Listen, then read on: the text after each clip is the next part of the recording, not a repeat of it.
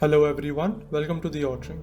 Russian attack helicopters were spotted buzzing within miles of his country's borders on Sunday. The last strands of diplomacy were unraveling. Allies evacuated their embassies, airlines cancelled flights, and a large number of private jets departed from the capital. For Volodymyr Zelensky, Ukraine's president and a former comedic actor who was elected 3 years ago, on a message of optimism about Ukraine's relations with Russia, something that now seems a distant memory. Room for maneuver narrowed over the weekend to a tiny selection of uncertain options. During a phone call Sunday with President Joe Biden, Zelensky issued an invitation for a visit so the American president could, quote, contribute to de-escalation with his presence in Kiev, the Ukrainian capital. The United States has already ordered most American diplomats to leave, making a presidential visit unlikely. I am convinced that your arrival in Kiev in the coming days, which are crucial for stabilizing the situation, will be a powerful signal, Zelensky said, according to a Ukrainian readout of the conversation, adding that the Ukrainian capital is, quote, safe and under reliable protection.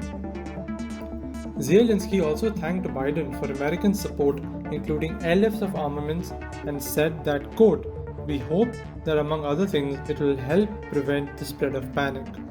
What is perhaps Europe's most intense security crisis since the end of the Cold War appears to be nearing a climax, with Washington warning that a Russian invasion of Ukraine could begin at any moment. But the 44-year-old Ukrainian president is clinging to the strategy that he has pursued for months, using every appearance to caution against panic and overreaction, to the point of seeming nearly delusional about the grave risks his country faces. From early in his presidency, Zelensky was seen as a novice, playing a high-stakes game with a shrewd and experienced opponent, President Vladimir Putin of Russia. And gaps have opened with allies in recent weeks as Biden and leaders of Europe's great powers have raised a global alarm, treating the threat of an invasion much more seriously than Zelensky. Zelensky has remained engaged in political diplomacy, even as no clear path to a settlement is in focus, while instructing his military to signal, as it said in a statement over the weekend, that Ukraine is, quote, absolutely ready to fight.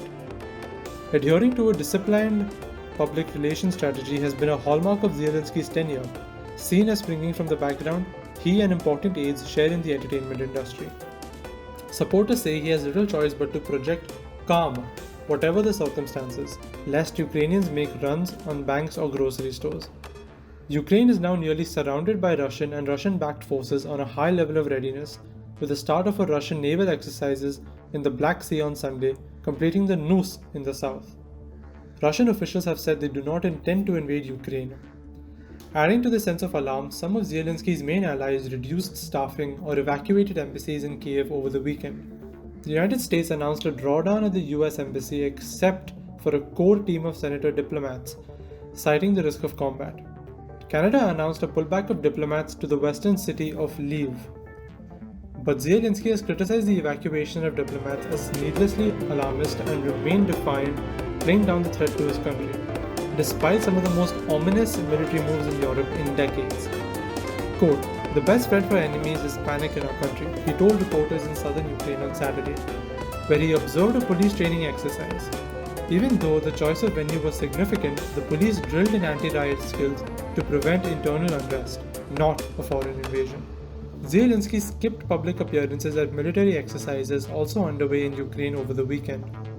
Also over the weekend, Dutch airline KLM halted flights to Ukraine and air travel more broadly seemed to be at risk as airline insurers reacted to the US warnings of an imminent war. Zelensky's Ministry of Infrastructure scrambled Sunday to assure airlines, saying that the government had not closed the airspace and suggesting it might step in to safeguard airplanes.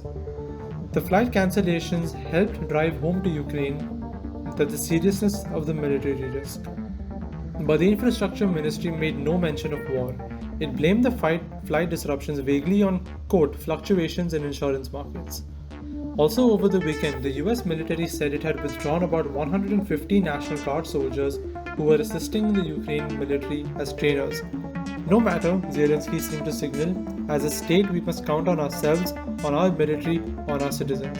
A Ukrainian news outlet, Ukrainia Pravda, had monitored airplane travel through the flight tracking sites reported that Sunday, the largest number of private and charter jets departed Kiev in a single day since the group began watching flights 6 years ago, indicating the country's elite was getting out. Thank you all so much for watching. For further updates, please stay tuned to the Autring.